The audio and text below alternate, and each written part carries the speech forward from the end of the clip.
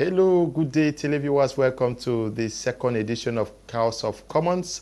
On my Media Prime, we are going to be discussing on 3 topics. Today, we pray time permits us go through these topics. Today, we are going to be asking the question as to who should call for a ceasefire to the ongoing crisis in Cameroon. Secondly, we discuss about find out whether the international community can fix Cameroon's problems.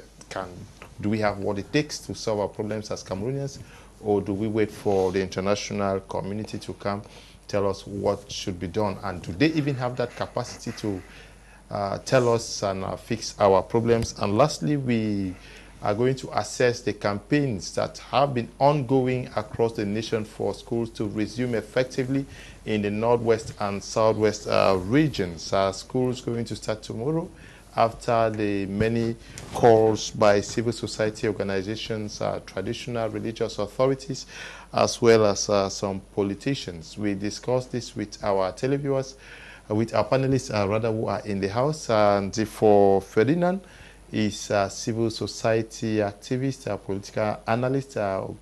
Good day and welcome. Thank you very much for the invitation. Before coming into the studio, you had information that the lawyers were calling for a 1-week sit-in strike action across the nation. Do you think that will hold? Yes, I don't know that will really hold, but it's important at this level. You know, when the civil society, when political parties are not functioning to people's expectations on the left and on the right, we expect a vibrant civil society. I hope that they will stand up to the challenge and we see the points enumerated, why they are going for that possible strike, are very, very important. They need to ensure that human rights are respected. They need to ensure that violations of laws don't persist. I encourage them to go through. You encourage them to go through, though many people are reserving their comments as to whether it's going to go through, judging by what has happened in the past. Equally in the program with us is Alain Jipou. He is a journalist in Cameroon and also very involved on issues of politics. Bonsoir et bienvenue. Merci, Léonard. I'm glad to be here to share the panel with our compatriots. C'est un plaisir pour moi de faire ce plateau avec vous après un moment d'éclipse. Naturellement, pas imputable à ma modeste personne. Pour des raisons d'incompréhension, on n'a pas pu s'accorder depuis un certain temps.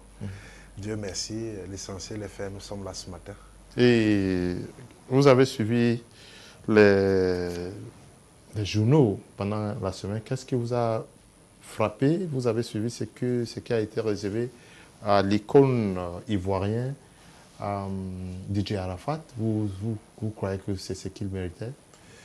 Non, je pense que, encore une fois, je voudrais solennellement adresser mes condoléances à toute la grande famille des artistes africains et singulièrement à la famille biologique de Arafat qui a été inhumé hier. Il se passe qu'après l'inhumation,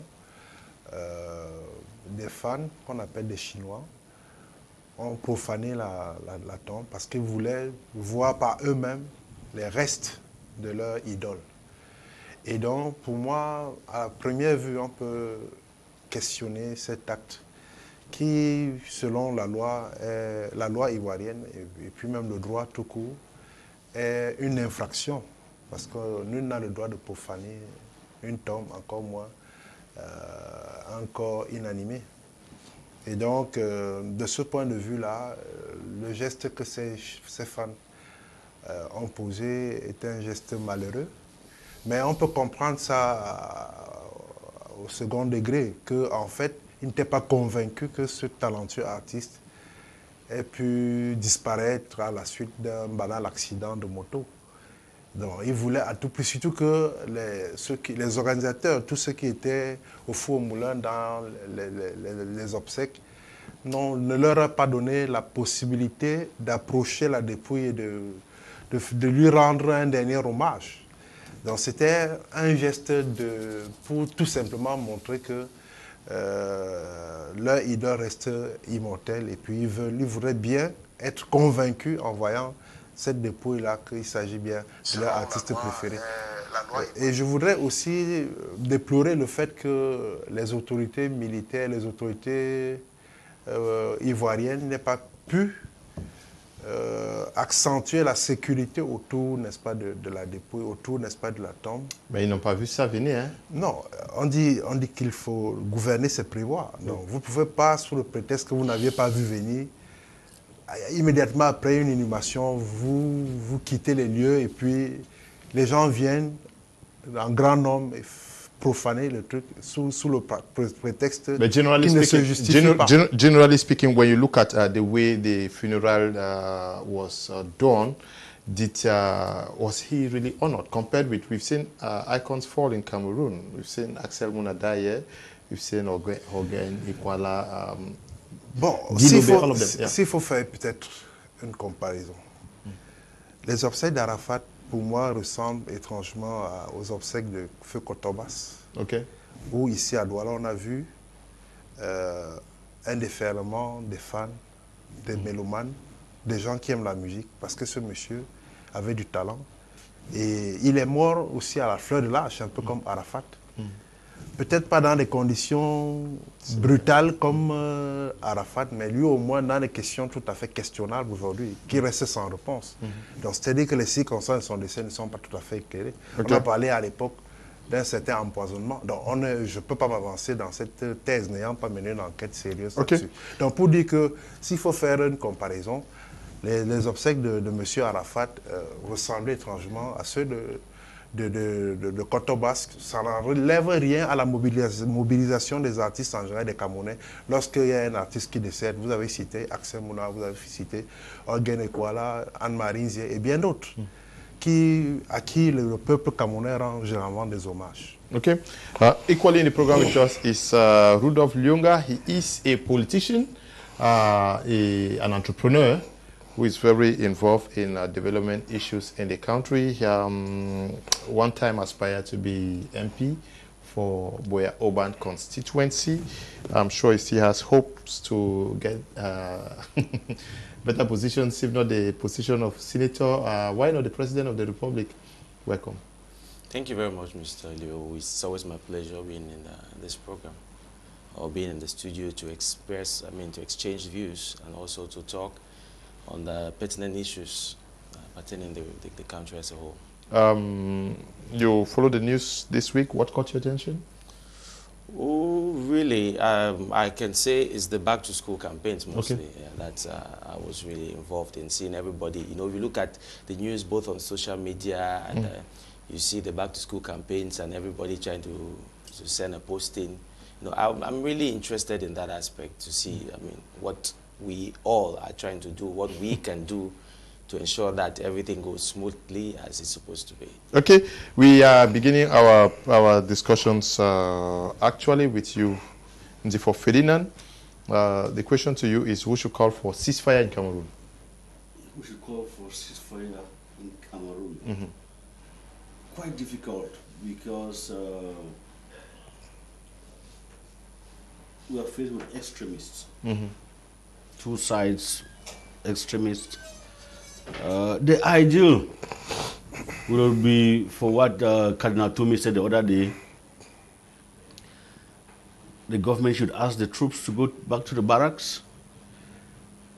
The Amber Boys are not supposed to carry arms. So to some extent they feel safe. They drop their arms, they feel safe.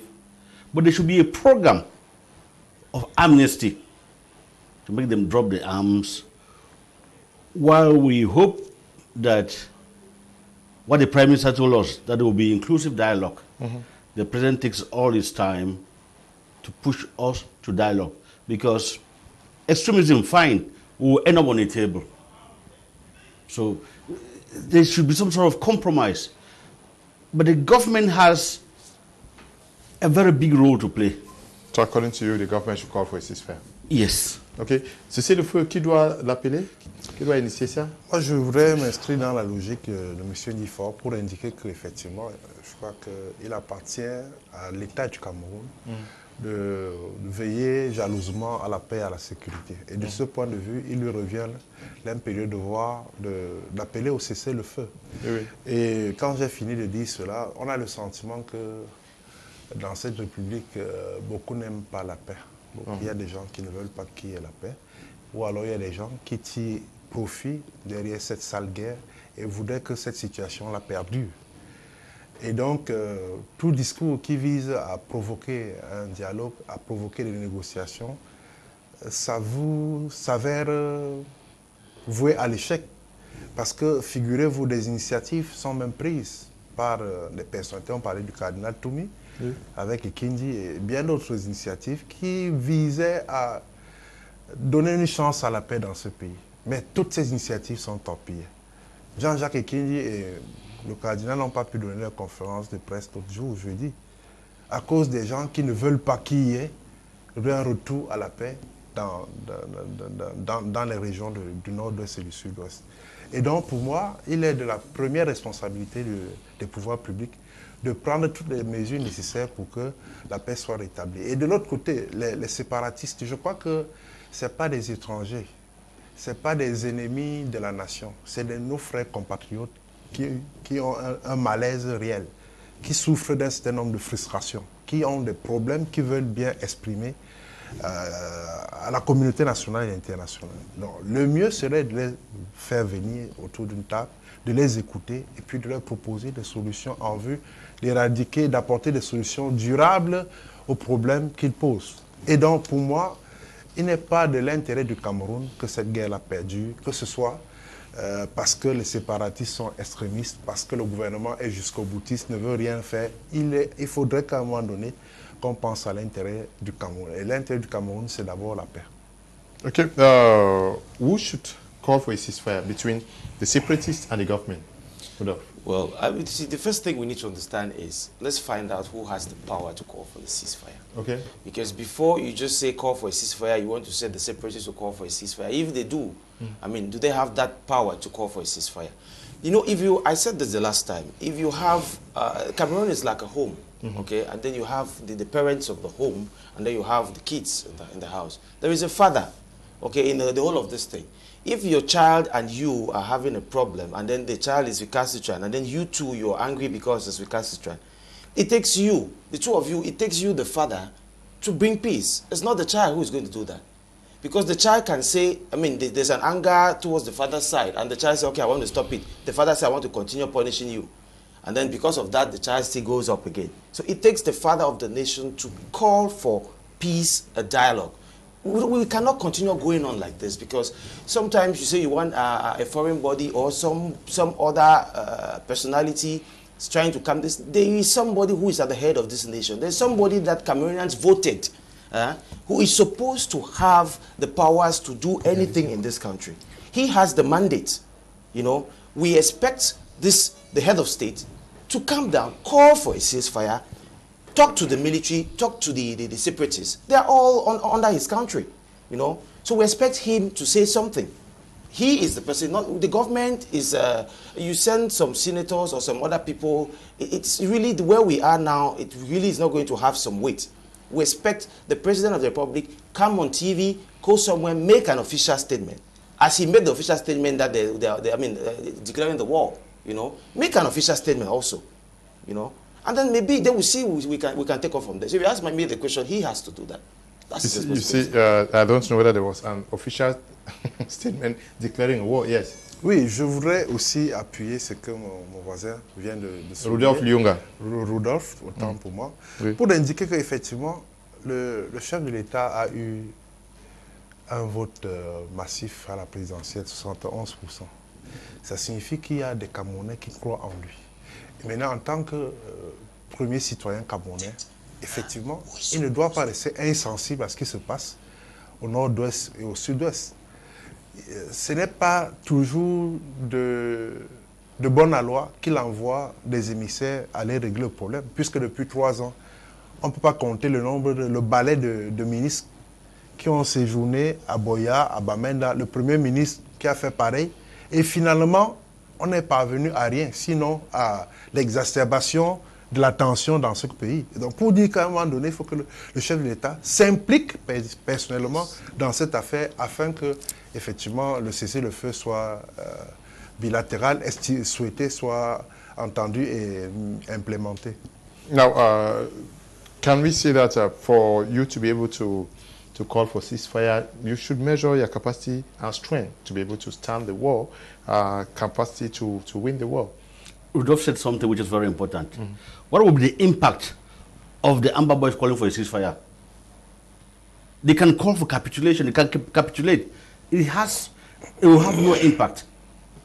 Because it's true that there are so many factions, but the activists have been very clear, most of them are very clear. They want negotiation with the third party present. So, the state will tell you, the government will tell you, from what the Minister of the Territorial have been saying, from what all the officials have been saying, they think that the military will solve this problem.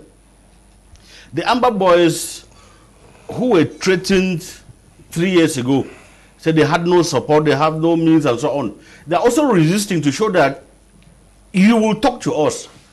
This fight is not as simple as you think. So you need to measure both forces. 3 years and going. I don't think any party will capitulate. Let's not have the ill luck. Let's not have the ill luck. When I see the military take back some zones and kill what they call Amber Boys, you see the arms they have. They don't have arms. Let's not have the ill luck tomorrow that some mad Western dog gives these guys arms. The whole thing will change. I hope we don't reach there. These guys in the bushes, they have the courage. I see they don't have arms. It's better we solve these problems before somebody gives them arms. I think, I don't know, there's one thing that I think the government needs to understand. You cannot destroy a philosophy with a bullet. You cannot destroy an ideology with a bomb. See, the Americans killed Bin Laden, but they did not kill terrorism. So coming with a bullet, when some people have an ideology or they think that they want to move, or there's a philosophy around them, they've created a philosophy, a country, that they call Amazonia, and they have that as an ideology, they are forging towards that. You cannot destroy that ideology with a bullet, because you kill one, thousands will come up. Yeah, but we need a way out of this. You dialogue, you talk to them. You can only destroy a philosophy with a counter philosophy. You bring another philosophy in their heads to change that. Yeah, but we are talking about dialogue. What our topic for today is to call for a ceasefire, because we have to cease the fire before we move to. Oui, vous avez quelque chose? Oui, pour indiquer tout simplement que je suis journaliste, je reste dans les faits. Oui. L'option militaire qui a été amorcée depuis 3 ans aujourd'hui, s'il faut faire un bilan, est-ce que ça a permis le retour à la paix dans ces régions? Non. L'option judiciaire qui a été enclenchée avec des arrestations à l'appel, est-ce que ça aboutit à un cessez-le-feu? Non plus. Donc, de mon point de vue, l'option militaire, l'option judiciaire sont pas à mesure de résoudre le problème. Mais l'option militaire, regardons ça des deux côtés aussi, hein, parce que les deux côtés ont opté pour l'option militaire. Je voudrais dire que, parce qu'en fait, nous sommes dans une logique de l'interventionnisme des forces de la loi dans ces régions-là. Oui. Et je voudrais, pour assurer la paix, ils vont là-bas pour assurer la paix. Et moi, j'observe que les deux options n'ont pas marché, n'ont pas produit les effets escomptés, n'ont pas produit les objectifs à viser. Et c'est pour ça que je dis qu'il faut peut-être qu'on pense à autre chose, qu'on cesse de faire la guerre alors que la solution viendrait du dialogue que les gens demandent depuis de longue date. Donc, pour dire clairement qu'en fait, pour qu'il y ait un cessez-le-feu, il faut que quelqu'un se lève, et ce quelqu'un, c'est le président de la République, qui se lève un matin pour dire, bon, les amis, vous avez assez souffert comme cela, je suis disposé à vous recevoir, venez, on va en discuter. Vous avez assez souffert, c'est la question que je voulais demander, soit à, non, monsieur, à toi, le politicien qui est avec nous, que est-ce qu'il faut considérer la souffrance des femmes, des enfants, et surtout ceux qui ne vont pas à l'école? Should their situation condition both parties to want to get to a ceasefire? Because we may say that the onus is on the government to call for it. The government thinks that, okay, the weaker side is the separatists. They are the ones to say, we are tired, we cannot win this war. Can both sides actually see the interest? I'm talking about the sufferings of the population to down their egos. I think anybody going to anything, you need to have an objective, okay, for both from the separatist side and from the government. Yeah. So what is the fundamental objective? Is it for the well-being of the people, or is it for their personal ego? Because I think that this thing has gotten to a point where egos are, they are at play. Now, if the fundamental objective is for the well-being of the people, then both sides have to put the well-being of these people on the table. Because I think I will look at this thing and I still say it is a devil and a deep blue sea. Because on two sides, you have the separatists who have their objectives and they are a little bit too stereotyped with it. And you know, the government also who has objective and they are stereotyped with it. And in the middle, you have some people, a bunch of people that are suffering. So we just have to call on both sides to look at the well-being of these women, children, and the young men and women, girls that are dying every day, and look at that. And that should be a push factor to call for a ceasefire. Okay. What should the civil society do to push both sides to call for a ceasefire? Il est bien vrai qu'ils ont fait beaucoup de propositions. Qu'est-ce que la société civile et les autorités religieuses, qu'est-ce qu'ils peuvent faire pour pousser les deux à respecter un cessez-le-feu? La première chose à faire, c'est de ne pas baisser les bras. Okay. La société civile doit continuer le travail de ça qu'elle mène si bien, le travail de sensibilisation, le discours qu'elle produit chaque jour pour inviter les gens à cesser de se battre dans les régions du nord-ouest et du sud-ouest. Et parlant de souffrance, je voudrais aussi indiquer qu'en réalité, le mot n'est même pas assez fort pour traduire la réalité qu'on connaît au quotidien dans ces régions-là. C'est une situation humanitaire catastrophique. Aujourd'hui, on parle de plusieurs milliers de déplacés. On parle de 2000 à 2500 morts. On parle de plusieurs écoles incendiées, de plusieurs hôpitaux qui ont été attaqués. Bref, la petite économie de la zone est aujourd'hui exsangue. Comme pour dire que ces chiffres que je donne sont suffisamment interpellatifs et sont des marqueurs même du degré de souffrance que les populations du nord-ouest et du sud-ouest endurent depuis 3 ans. Donc, il y a donc lieu de pouvoir s'interroger. Est-ce qu'on va continuer à laisser pourrir cette situation ou bien doit-on, et quand je pose la question, il appartient donc aux séparatistes eux-mêmes et aux tenants du pouvoir qui sont les faucons qui sont dans le régime, de comprendre qu'il faut à un moment donné savoir raison garder. Il faut avoir raison garder. And therefore, Richard, can the international community use sanctions, economic and military, judicial sanctions on both sides to force them to get a ceasefire workable? No, gradually we are going to reach there. Either for one, crimes against humanity, human rights violations. Yeah. They are very serious on both sides. But talking about the international community again, when you see you have UN agencies, NGOs, doing everything, and those in the diaspora and Cameroonians helping refugees in Nigeria, it's a big problem. They listen to those refugees, they have information, they come and talk to the government. Don't forget that December 2016, Madame Patricia Scotland was here. Yeah. Listen to the government, gave their proposals. It is said, a reputable French newspaper magazine says that Thabo Mbeki has been calling the presidency to talk to the president. The president ignores him. At one moment, the international community will come in. Ex-heads of states of Africa, they will likely going to meet. When they meet, they can only call for peace. Peace cannot go without dialogue.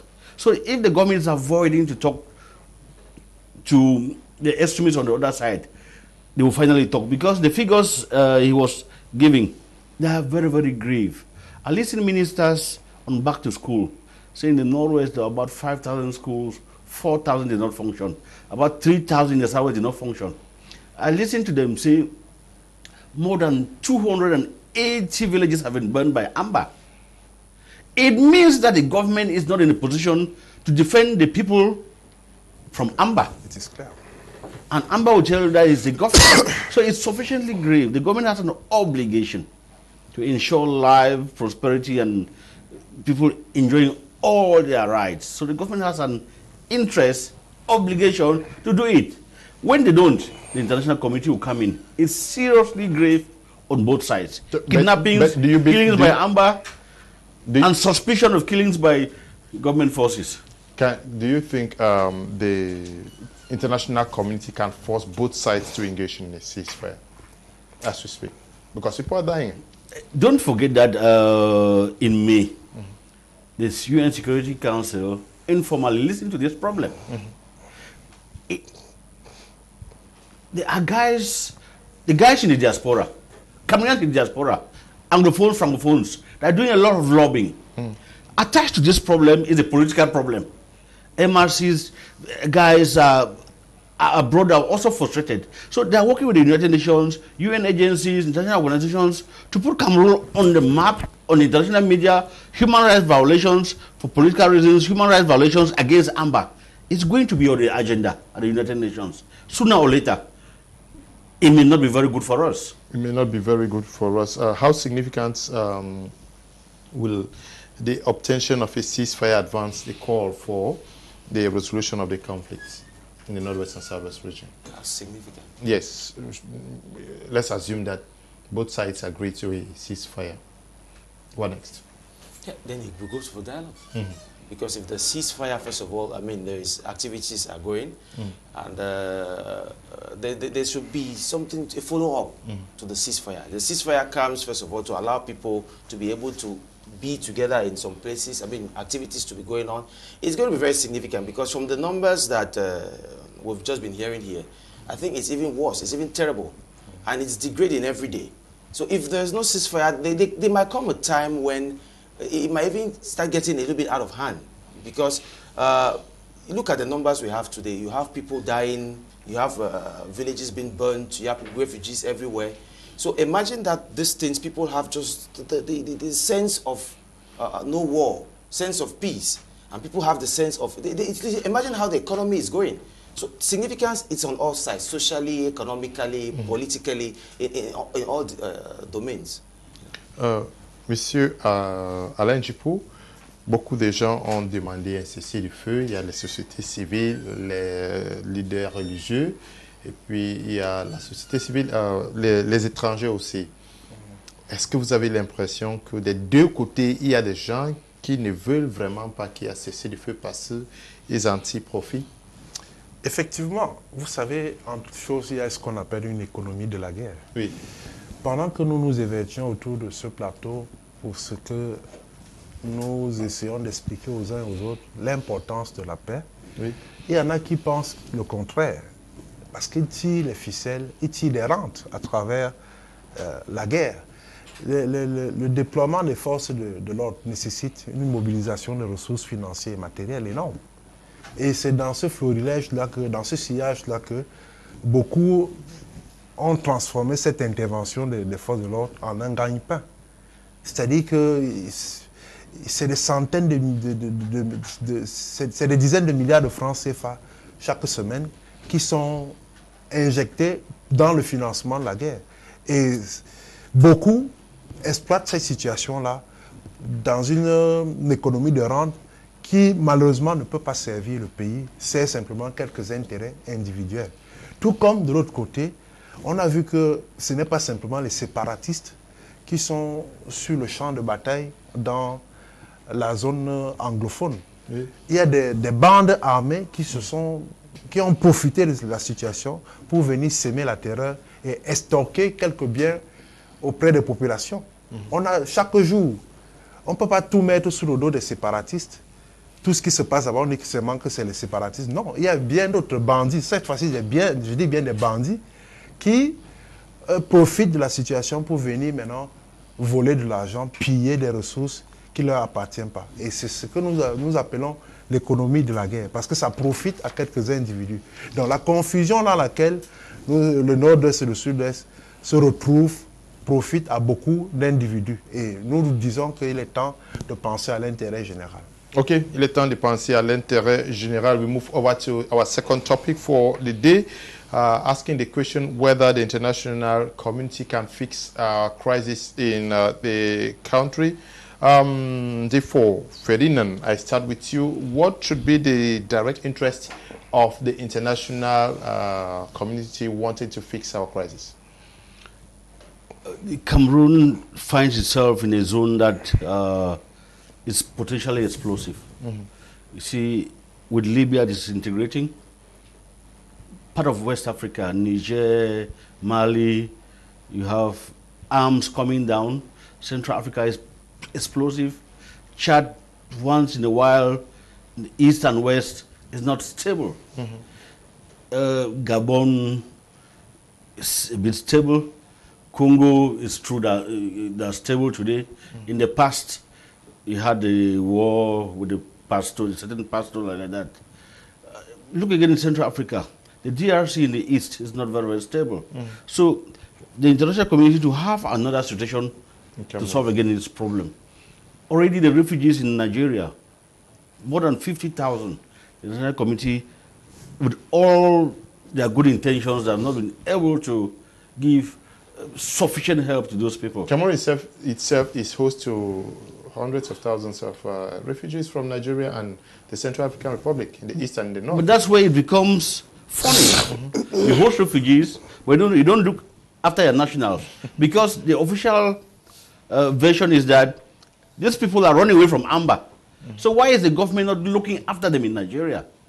Waiting for the right circumstances, the right environment for them to come back. So the international community will not be very, very comfortable that another war starts here.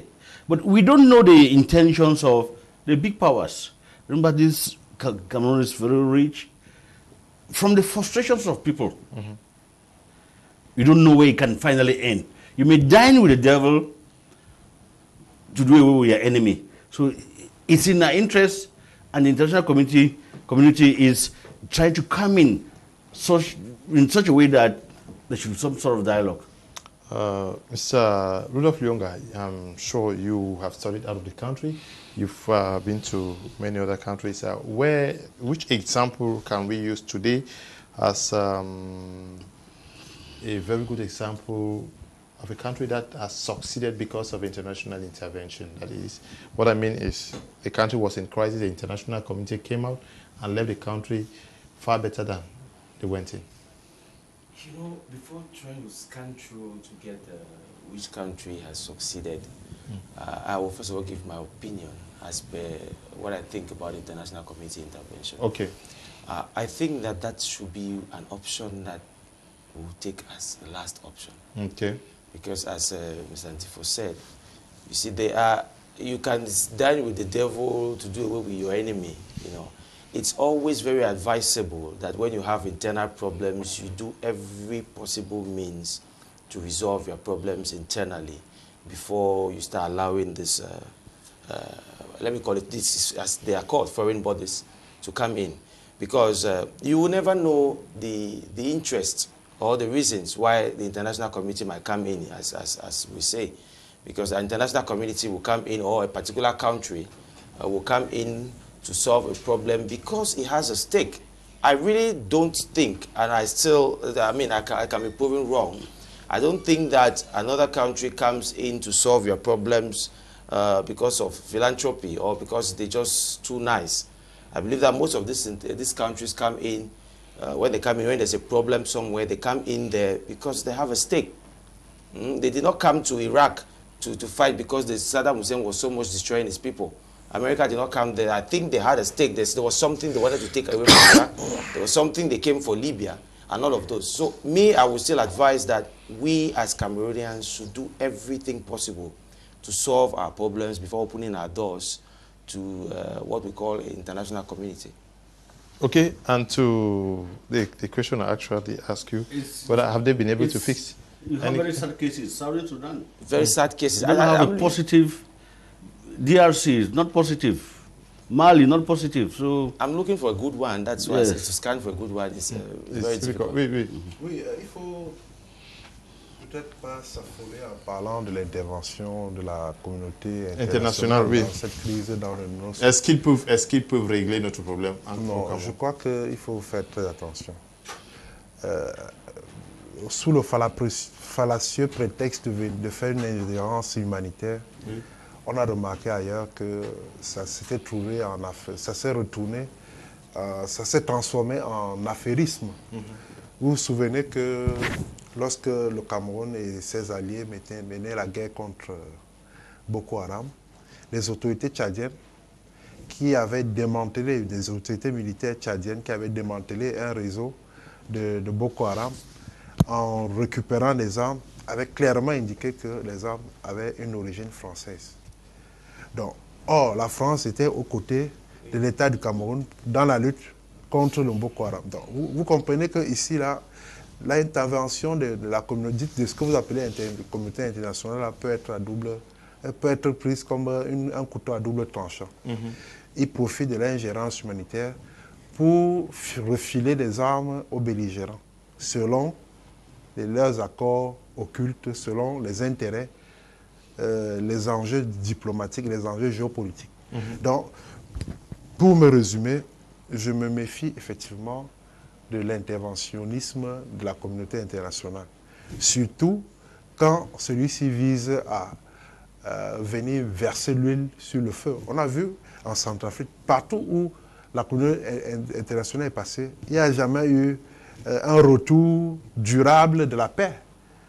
C'est toujours des moments où on profite pour vider quelques ressources rapidement. Après, on laisse le pays en l'état. Okay. Mr. Nzifo, we've seen the European Union. We are talking about the ongoing crisis in Cameroon, be it Anglophone or the post-electoral crisis. Yes. We've seen the European Union actually discuss it, deliberate on it, and gave resolutions with respect to both the Anglophone crisis and the CAM2 related affairs.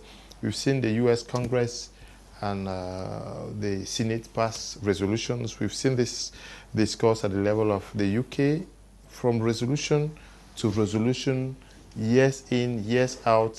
People are dying, nothing is happening. The Cameroon diaspora is very active outside.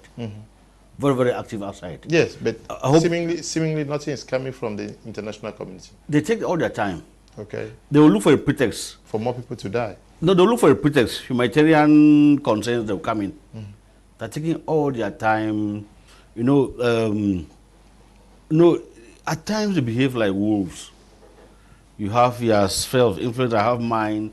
So they need some arrangements amongst them to finally come in. Coming to what I was saying, the diaspora is working and seriously working.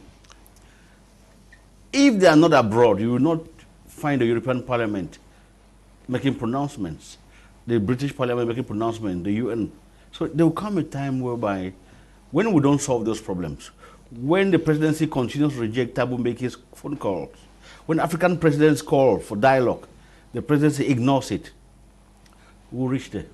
But should we be happy that at least they just make resolutions and they are not coming? Because when they come, they leave the country worse than they met it. Unfortunately, both sides, everybody is angry. When you're angry, you're not very, very rational.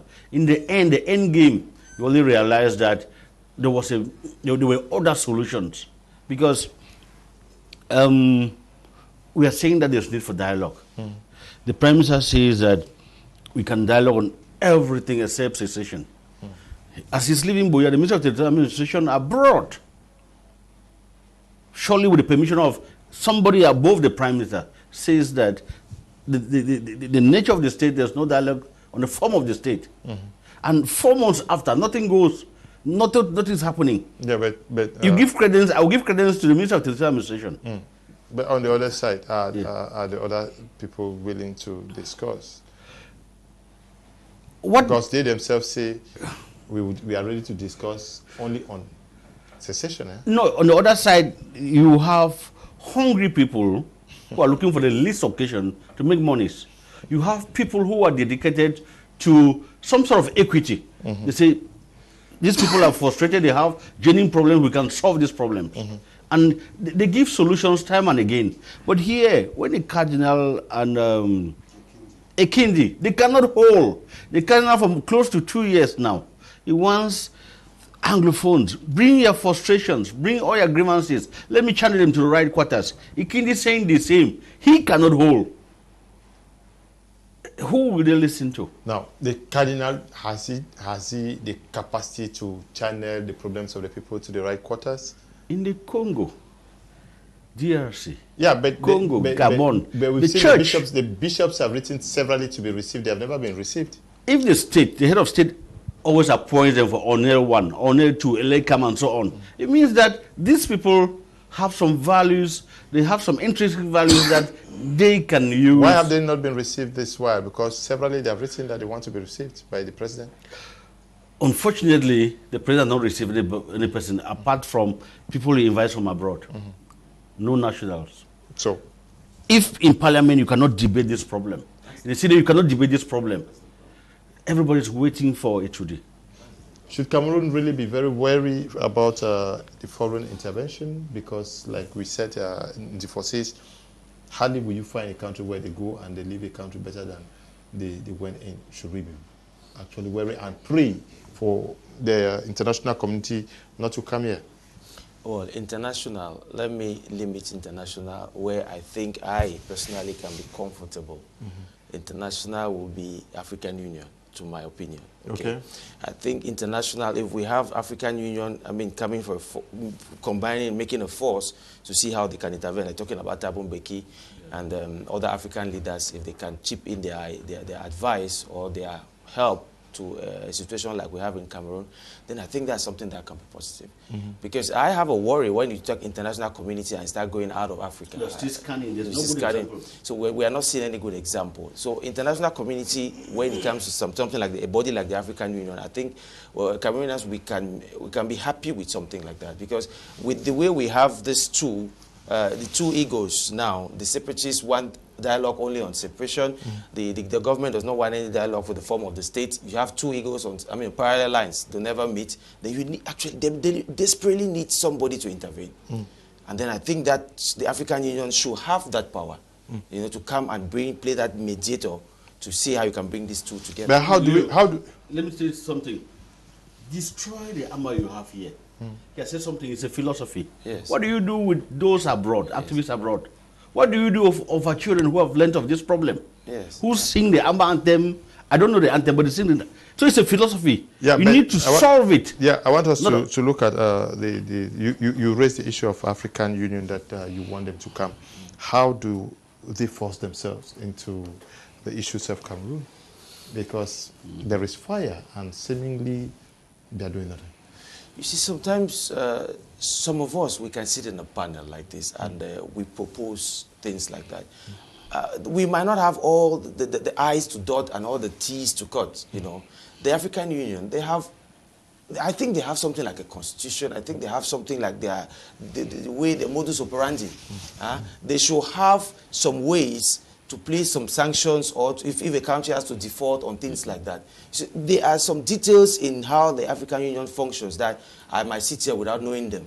So if we are proposing that African Union, you definitely, if you have a union, until you elect sometimes the chairman or the president of the African Union, it means there is some organization. You know, they should have a means to impose or propose to a government which is going astray, you know, how to firm actions and all of that. So I think that if they, I mean, what we are saying that we're just proposing, throwing the ball into their court, that, okay, we prefer that you people should sit down. I mean, there are wise people. There are professors, there are experienced presidents, past presidents, who will know how to resolve problems like that. And you take somebody like Thabo Mbeki, who has been there, just that example. I think that's somebody, late Kofi Annan, when he was alive, I think he too was one resourceful person who would come in with some advice. Pourquoi l'Union africaine semble pas très intéressée par ce qui se passe au Cameroun? Même la CEMAC,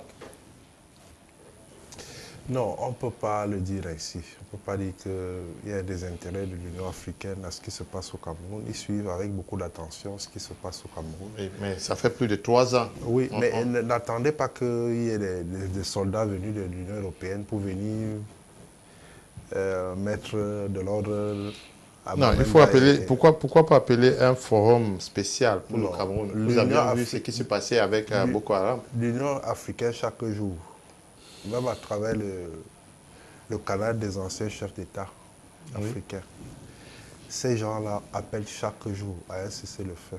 Ils appellent au dialogue. C'est seulement que dans notre pays, il y a des gens qui sont sourds, muets, autistes. Ils ne veulent rien entendre. Dès qu'on dit dialogue, ce n'est pas leur affaire. Ils veulent simplement qu'il y ait la guerre et la guerre. Donc, c'est une idéologie qui n'est pas du tout défendable de mon point de vue. Du moment où la solution de notre point de vue, nous le disons encore une fois, la solution n'est pas militaire, encore moins judiciaire. La solution est politique. C'est un problème politique qui se pose dans ces régions. Il faut donc trouver des solutions appropriées au problème. Donc, faire venir des militaires, déverser les balles, combattre les gens, aller en guerre contre les populations, pour moi, ce n'est pas une bonne option. Et l'Union africaine voudrait que ce problème trouve une issue le plus rapidement possible à travers le canal du dialogue inclusif. Ok. On parle de l'Union européenne et puis de la communauté internationale. We have civil society, we have religious authorities, we have traditional authorities, we have politicians. Why is it difficult for Cameroonians to believe that they can solve their problem? Because as we speak, it's practically very difficult to trust any person to be able to solve our issues. I will answer it the way you have asked it. The person who is supposed to call for a conference, call for a meeting, solve those problems, is not willing to do it. The head of state. Simple. Yes, It's simple. Okay. I agree with that. It's simple. Do you He has think stifled parliament, stifled the Senate, stifled his party, stifled the press, everything you can think of. Everything depends on him. Yes. That's the problem. Are you saying that the traditional authorities, politicians, religious authorities, everybody has surrendered their will to the President of the Republic? Unfortunately, I will talk about the Northwest. Unfortunately for the system, unfortunately, when the head of state came to Bamenda 82, 83, he was made fun of phones. We are Africans. We are Africans.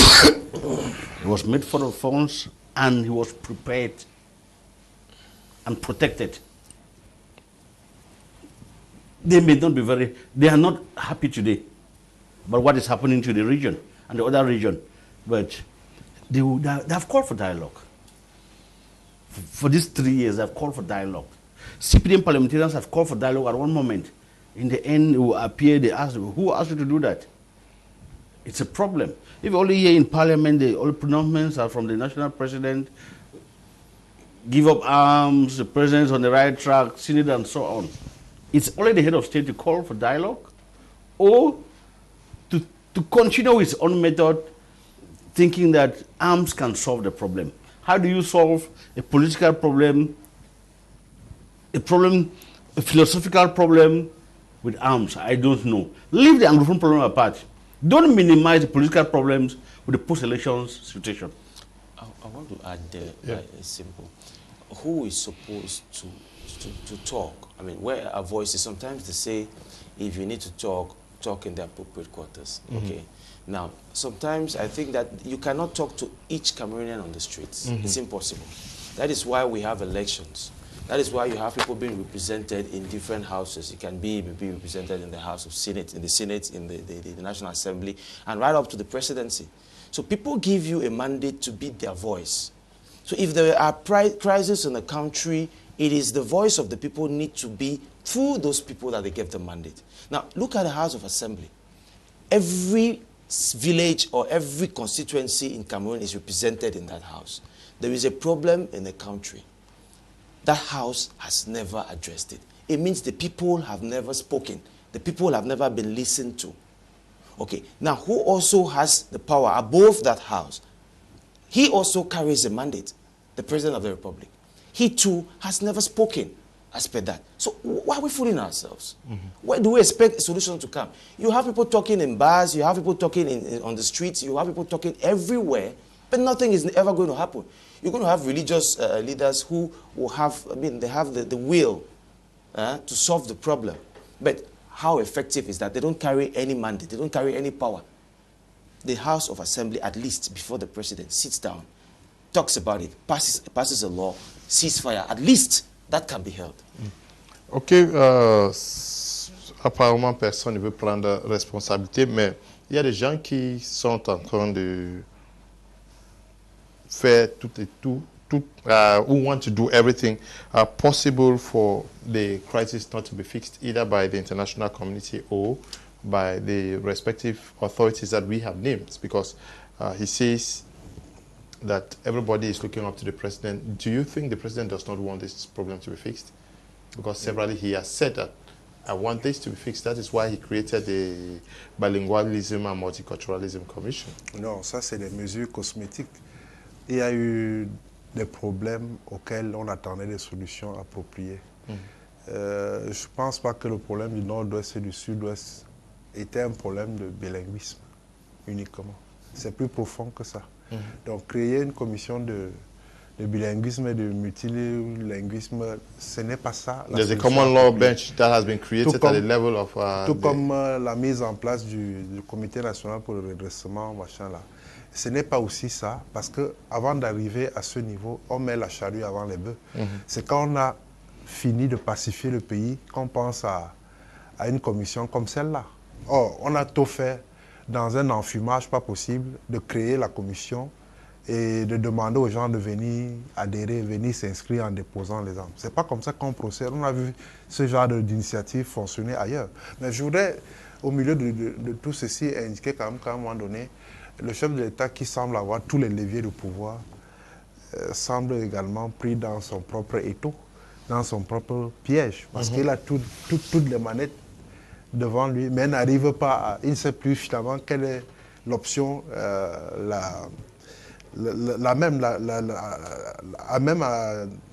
à faire en sorte qu'il y ait une résolution de cette situation, parce qu'il est énaillé par son propre système, le système qu'il a mis en place. Et c'est un système qui est effectivement divisé, parce que d'un côté, il y a des gens qui veulent vraiment qu'il y ait la paix, de l'autre, il y a des gens du système qui ne veulent pas qu'il y ait la paix. Donc, ça fait que, à un moment donné, si on pousse la réflexion plus loin, on peut penser que c'est un complot contre le chef de l'État. Parce que, regardez, Raoul, l'homme politique a bien indiqué que... Rudolph a très bien indiqué que c'est quand même assez curieux que ce soit maintenant les parlementaires européens, les parlementaires américains qui se préoccupent d'une situation qui se passe chez nous, alors que nos députés, nos sénateurs sont là, à fond, ils ne disent rien du tout. Il n'y a même pas l'opportunité d'ouvrir, ne serait-ce qu'un petit débat à l'Assemblée nationale ou bien au Sénat sur la question anglophone, sur le problème anglophone. Et donc, cette frilosité est de nature à nous poser des problèmes. Si on se demande bien si ces gens, ceux qui sont les députés, les sénateurs, s'ils sont vraiment des représentants du peuple ou bien ils sont seulement là pour servir un homme qui est M. Paul Biya.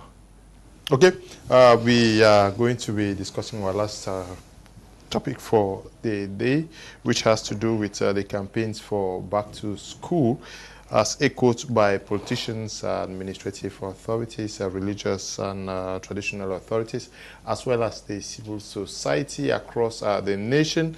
Recently, we even saw the Indomitable Lionesses engaged in a campaign for back to school, as well as the Minister of Territorial Administration, Paul Atanganji, calling for the schools' doors in the Northwest and Southwest region to open up for pupils and students to get back to schooling ways in these two conflict-stricken regions. Your evaluation of the campaign has been on for some time now. What do you make of it? Well, campaigning for people to go back to school, I think that's not the problem, because I'm just coming from the Southwest today. Just came in from Limbe? Yes, came from Limbe, and I was in Boya past week. I tell you that every person there really wants the child to go to school. Every child longs to go to school. You even see how the people are crossing over to the other regions, struggling to go to school. You see the need. You don't need to ask these people or campaign for them to go back to school because they know the value of education. But the fundamental problem is security. The reason why people will not go to school is not because they don't want to go to school. It's because they feel insecure. And now, are we supposed to campaign to tell them to go to school, or is the government supposed to campaign for measures to bring back peace and security so that people will go to school deliberately? So I don't know where the campaign is. Telling people to go to school, people who really want to go to school, but they have a problem as per, are they secured if they go to school? So the campaign, to me, is not really well placed. Yeah, the campaign is not, your evaluation of the campaign, it has really been intensive. I agree with him entirely. But we should tell some of those in authority to stay afar.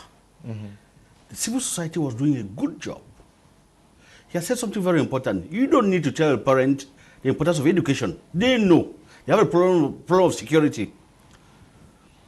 They're expecting ministers to tell the president, help bring dialogue, help solve the problem. There are people in the bushes, people abroad. The ministers don't come to solve those problems. I have the impression that the good work the NGOs were doing to sensitize people about education, the CPDM and its elite and ministers watered all of that down. I don't know why they came again to the field when the NGOs were already doing enough. Say, while the war goes on, let's struggle and send our children to school. And you see the timing of the condemnation of the Naira 10. It's problematic. It was so spontaneous. There was ghost town the next day. Yes. So it's a problem. They talk of more ghost towns.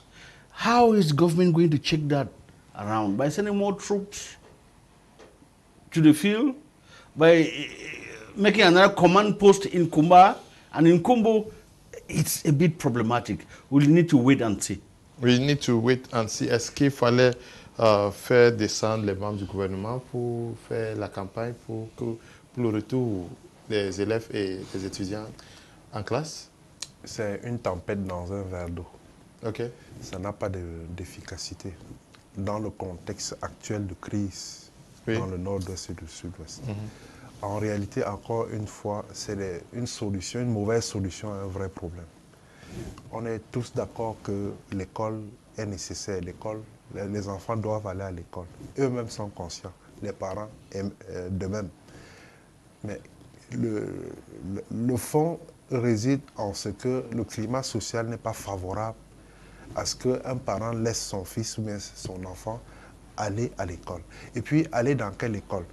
On le disait tout à l'heure, toutes les écoles, pratiquement, sont aujourd'hui en lambeaux. Elles sont détruites dans ces régions-là. Il faut faire un travail de reconstruction.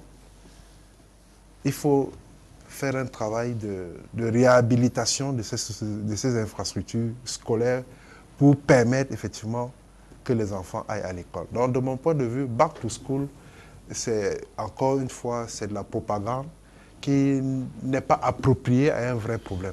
Mais est-ce qu'il faut attendre jusqu'à ce que toutes les écoles soient reconstruites pour que les enfants reprennent le chemin d'école? Je pense que s'il fallait donner la priorité à une action à mener pour ce qui est le retour à la paix dans le Nord-Ouest, ce ne serait pas une campagne de Back to School. Ce serait plutôt de voir dans quelle mesure, le plus tôt possible, appeler au dialogue. Il n'est pas tard pour les Camerounais de s'asseoir et de discuter des problèmes des anglophones.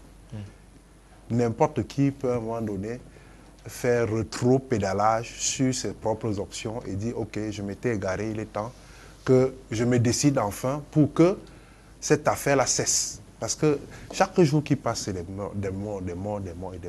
On ne va pas continuer à laisser pourrir cette situation parce qu'il y a des gens manifestement qui ont des intérêts dans cette sale guerre. Il y a des gens qui ne veulent pas entendre qu'on parle de dialogue parce que ça va remettre en question leur prébende. When did we start hearing about the back to school campaign? No, schools ended sometime in May, June this year. And the government was well aware that schools were supposed to begin in September. And they were well aware that this crisis was still going on. Okay, but there were no actions going on. They had to wait 2 weeks or a week before school, before you start seeing them posting all over the social media, talking everywhere over the... I mean, this is still the same kind of problem which happens. It's recurrent in this country. Waiting for the last minute and then doing some flower things around. And it's really a pity, you know. Yeah, but he raised an issue that civil society organizations were already on with the back-to-school campaign early on, even a month, more than a month or two. Schools should hold the palaces. Yeah, I'm sure that the Center for Human Rights and Democracy for Africa of Barrister Bobala has been on it for more than a month. We have rights activists like Bakuju, who has been on it, and other civil society organizations. Do you think... Avec ta permission, je voudrais quand même ajouter un petit truc pour dire que ceux qui sont effectivement derrière cette campagne-là, essayez de mener une petite investigation pour savoir s'ils sont en mesure d'envoyer leurs enfants s'inscrire à Bamenda ou bien à Boya. Okay.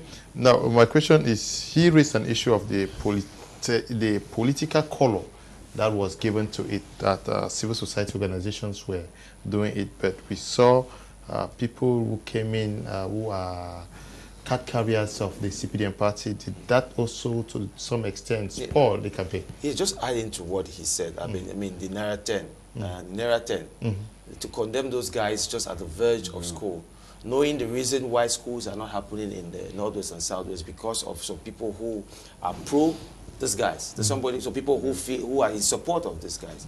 And these are the people who are saying that school should not go on. And then you come and trigger some anger just at the verge of the school. You spoil all what the civil society has been doing. You know, they have been working so hard. Does it tie with what he's saying, that there are people who are working against the President of the Republic? When you look at the cards on the table, you are forced to understand that that's what is happening. Because some people, they know that if we do this, this is one of the reasons that's going to make schools not go on. They would have even waited for after-school resumption before. This case has been adjourned and again. But why would you condemn these guys just at the verge of school reopening? You know. Okay, so some people in the day say we want school to go, but in the dark are working so hard for schools not to go. Probably the elites. But let me take this image. The governor of the Northwest was in Boyo with gifts. He met no person. The people don't want job. They want security. They want their livelihood to be intact. They want their families to come back. I look at those images from the press. Mr. Governor, you want people to go back to school. Ministers, you want people to go back to school. You come in armored cars, military cars, well protected, and you live in them, and you preach going back to school. There are more questions to answer. They should come as simple people. And Son cortège a été attaqué. it was really attacked. So let me ask something. Those preaching it, can the children study in Norwest, Southwest? Last year we saw Sacred Heart, well guarded, one part burnt. PSS Batibo, same. When 80 students kidnapped to Batibo, to Bafut, for about a week. They passed through 2 subdivisions. The military who keep guard in the night did not see it till the children were released. They should do more. Okay, they should do more. Les évêques ont longuement parlé sur les raisons que les enfants aillent à l'école. Est-ce que c'est une stratégie qui va marcher? Vous savez, aucune initiative pour le retour à la paix n'est de trop. Aucune. Je crois que les églises, le clergé, la société, tout le monde, chacun dans son rôle de sensibilisation. Si le retour à la paix à l'ouest, au sud-ouest et au nord-ouest peut passer par la prière, pourquoi pas? Nous sommes favorables à ça. Mais malheureusement, on a le sentiment que le discours du clergé n'est pas entendu par la population. Enfin, tout au moins par les belligérants. Parce que le clergé, les évêques demandent à ce que le régime en place et tous les autres belligérants se retrouvent autour d'une table pour dialoguer. Mais en vain, personne ne veut accéder à cette proposition-là. Et c'est pour cela que depuis 3 ans, les choses s'empirent. Ok, c'est pour cela que les choses s'empirent. Rudolph Lyonga, the bishops themselves, not only the bishops, many other instances have raised the aspect of grave injustice, blatant human rights abuse on the children, on the rights of the children to go to school, because outrightly there are people who say they don't want children to go to school. Yes, I mean... Do we have the right to deny children? No, nobody has the right to deny a child his or her fundamental right. Right to education is a fundamental right. I don't think anybody has a right to deny any person. I don't know if people who deny somebody a child a right to go to school are doing that because they really don't want the child to be educated, or they are doing that because they think there's another motive or something else.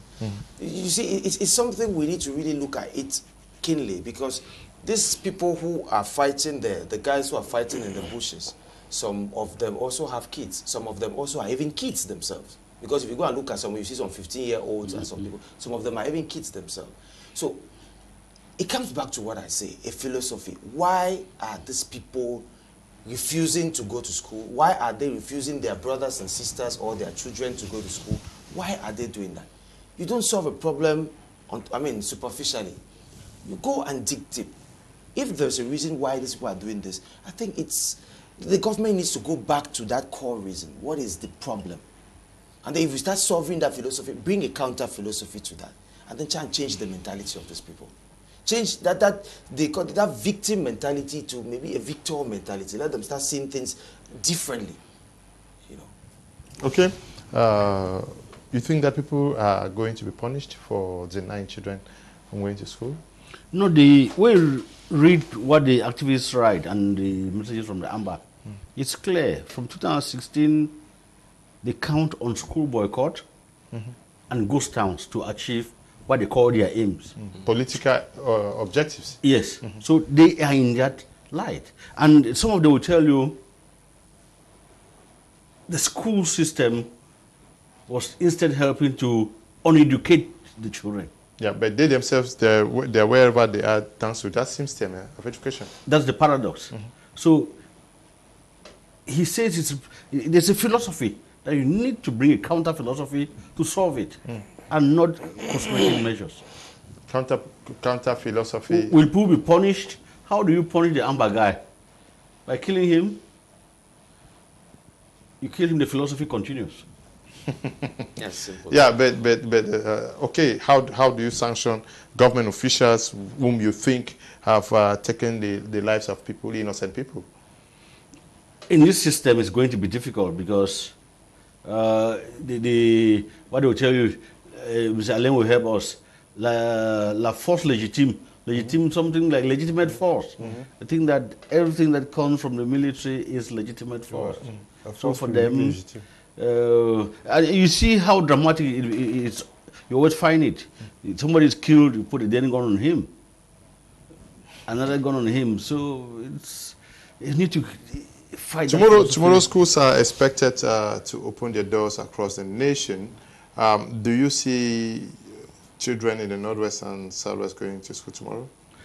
Last year, let me quote, last year the IG last year said, we are not against school opening. If you think you can assure the security of your child, send a child to school. Yeah, answering my question by quoting the IG? Yes. Talking about tomorrow. It will function the same way. If there is security, people will find themselves. There's security. I think people will be tempted to send their children to school. If you look at Northwest and Southwest, I think we can have just about 2 or 3 towns. Tomorrow is Monday. We know what happens on Mondays first, without even school reopening. Okay, just with the exception of about 2 or 3 towns in the whole of those 2 regions, that you can even have some activities happening on Mondays. So before thinking of whether schools reopen, we are first of all on a Monday, which is a ghost town day. So before you start going above that, you start seeing that Mondays, tomorrow, I don't see any school resumption southwest and northwest. Ok. Votre appréciation de ce qui va sûrement se passer demain? Non, je reste pessimiste. Ok. Parce que je ne vois pas un parent normalement bien constitué envoyer son enfant ou bien ses enfants au suicide. Parce que demander aux enfants d'aller à l'école dans des conditions que nous connaissons dans ces régions, c'est pousser les enfants à la mort. Mais les enfants partent à l'église, hein? Ils partent au marché, ils font Mais tout autre chose. vous vous souvenez qu'il y a eu des attaques dans les hôpitaux? Ça veut dire que même l'église, on a cassé les églises, on a tué les gens, on a enlevé des... Mais les gens, ils vont. On a enlevé des responsables religieux. Oui. Ça veut dire que la sécurité est menacée. C'est tout le monde qui en pâtit. Oui, mais pourquoi seulement la sécurité de l'école qui The est... egos are between schools and the ghost town, not against churches. These two forces, there is the Amber on one side, there's the government on the other side. Ambers have placed an ultimatum using the schools. They didn't use the churches. The government is fighting what the Ambers have said. When the bishop of Commo was kidnapped, the Amber guys asked the priest to pray for them. Yeah. So the church is out of the whole... It's out of the equation. Yes. The markets are not targets and not the church, but the schools, yeah. Non, en réalité, vous savez, ils ont des objectifs, ils ont des cibles. Ceux qui mènent la guerre dans le nord-est, le sud-est. Mais cette guerre n'épargne personne. Tout le monde en souffre. Que ce soit les églises, même vous parlez des marchés. En réalité, les marchés maintenant ne fonctionnent pas à un rythme optimal.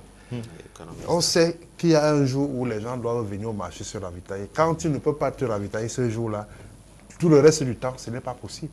On ne peut pas fonctionner comme ça. Ça n'arrange personne. Donc, il faut, now, we want effective back to school, like many other persons have been saying.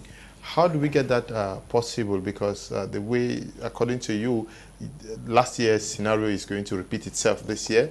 And following what you said, just 3 towns, some schools were functional in Bamenda, main town, Tike, Tiku, Limbe, Boya. Yeah, is that what is going to happen this year? Well, I'm not a prophet to say that, but looking at what is on the table and the way things are going, it might be the same, if not worse. Now, instead of campaigning, what should be that catalyst to get our students and pupils back to the classrooms? If insecurity continues, there's no dialogue. You never have effective back to school. Yes, so my question to you is what should be done so that we should not campaign, but that children should go to school? What should be done? By both sides, eh? With insecurity, This should be campaign. I'm pessimistic. There should be campaign, but the campaign Just- not back to school. Yeah. The campaign should be for ceasefire. Let's go back to your first question. That's what I'm trying to campaign get should back be towards on. your first question. Question is Campaign difficult, towards eh? ceasefire. It's very difficult. simple. It's It's very difficult. simple. La On veut que les gens, la clé pour que les gens aillent à l'école, il faut qu'il y ait cessé le feu. Oui, ok. Back Il to faut qu'il y ait ceasefire. les gens que les armes cessent de tourner de part et d'autre. Et donc, pour qu'on en arrive au cessez-le-feu, on a examiné ça ici. Il faut que quelqu'un se lève pour dire arrêtez-moi ça, je suis prêt à dialoguer avec vous. Venez me parler de vos problèmes. Et ce quelqu'un-là, c'est bien le chef de l'État. What should be done to get the children back to school? Because it starts officially tomorrow. What you people are saying, very pessimistic, but we actually want children to go to school. What should be done practically? I mean, I don't think there's any tack answer I can give you. But now we just have to watch and see how it happens, because everything that has to be done has been done already. It has either been negative or maybe positive. But I see that a lot of actions that have been done recently has been a little negative to permit school, the effective resumption of school. So that's why we are pessimistic. You are very pessimistic, yes. I want to say that there are some avenues the government can exploit. Okay. When you talk to the people, you put people back to tell you, we are not happy with Amber for exaggerated lockdown. Yeah. We are not happy with Amber kidnappings and so on. Can the government exploit that? It's possible. The government can exploit that. One, by not insulting those Amber guys. When you insult them, that school must start. You don't know what they think and go off. You don't know what they can do to us and our children. You don't need to insult them. Is that all? That is one. Hoping that there will be ceasefire, hoping that there will be security, we need schools. Last year, my children did not go to school they were supposed to go to school in CPC Bali. This year they are now with me in Douala to go to school. We're hoping that every parent can have the opportunity, every child can have the opportunity of going to school closer to home as possible. If we think that they should be school, fine. Do we think about those in the bushes? It's a problem. So there should be a way of making the people come back home. They can only come back home if we remove the fear factor. I'm not very comfortable. My children will go to school. I'm privileged to be here. What about the refugees in Nigeria? I have people in Nigeria. You think I sleep well? Yeah, probably I eat and every day I'm lucky, but I don't think psychologically I'm balanced. Yeah, not psychologically balanced. I just realized that the number on the screen, I don't know that number. I see now why some will not be receiving messages, because I don't recognize that number on the on the screen.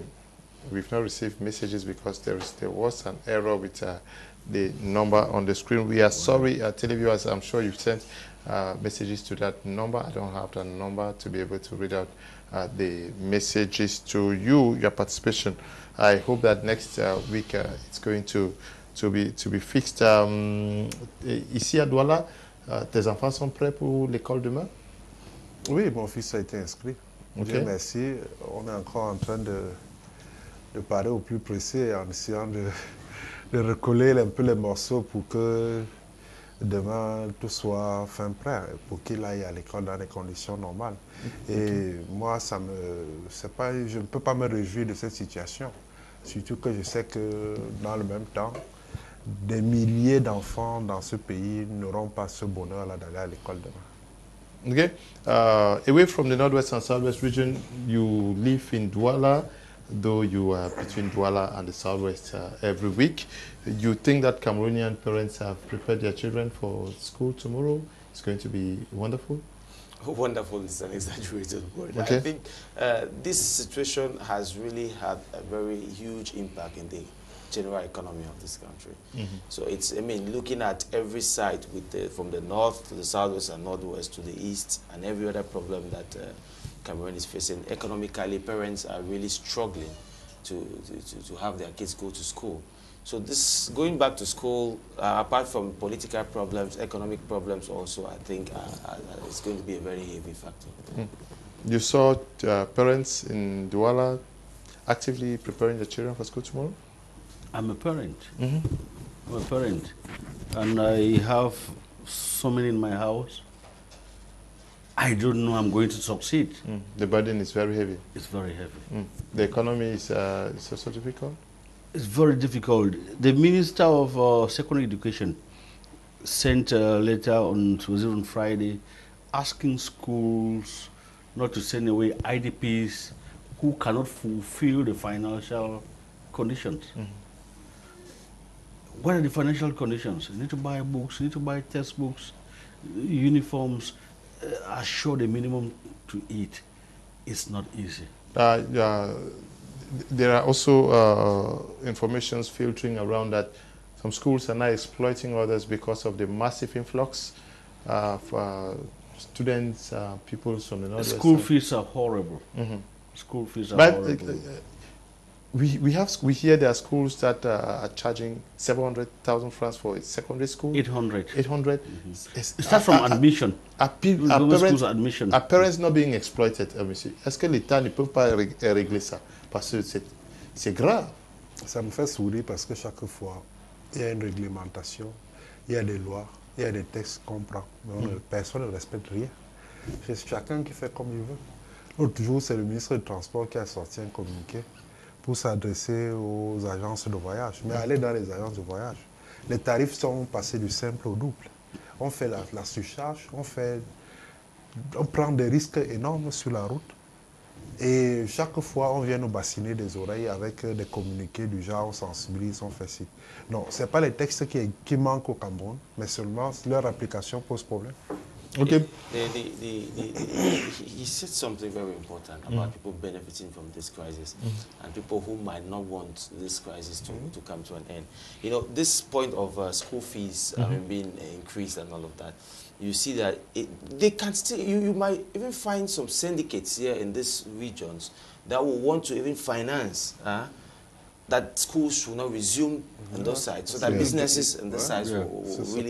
So there are very big possibilities in all of this. So sometimes they can even be tagging that it is just this amber crisis. Meanwhile, it's a business. It's a whole mafia of them struggling to finance things like that in that side. I agree with you. So the population of the Northwest and Southwest regions are paying a huge price because they have to come this way to get... C'est encore une injustice.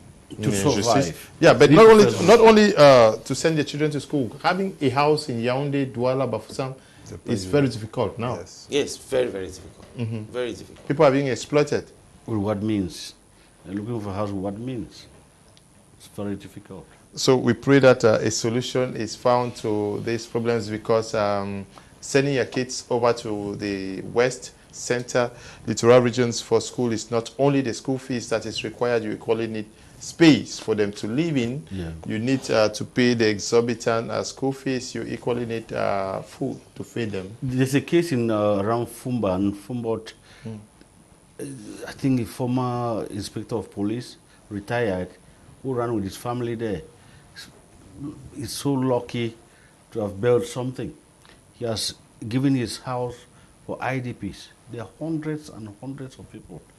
How he does it, I hope God can bless that He man. gives them the house, but he does not feed them. He does not feed them. Okay. But he cautions on everybody to share.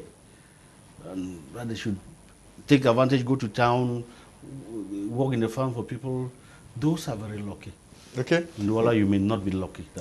You may not be very lucky in Douala. We are going to draw the curtains for today's edition at this juncture. We want to thank Len Jipou for coming. We hope that you remain regular. Je serai à votre disposition si vous m'invitez. Ok, merci d'être venu aujourd'hui. Je vous en prie, c'était un honneur. Okay, Rudolph Lyonga, you left Limbe this morning to be part of this program. We are very grateful. Thank you for coming. Thank you so much for inviting me. Always my pleasure. And for Ferdinand, they call him le député. I want to say today, 1st September, is a very sad anniversary. 1st September 1966, when political parties were forced together to create the CNU, dictatorship was enhanced. We are not very far from dictatorship. Okay.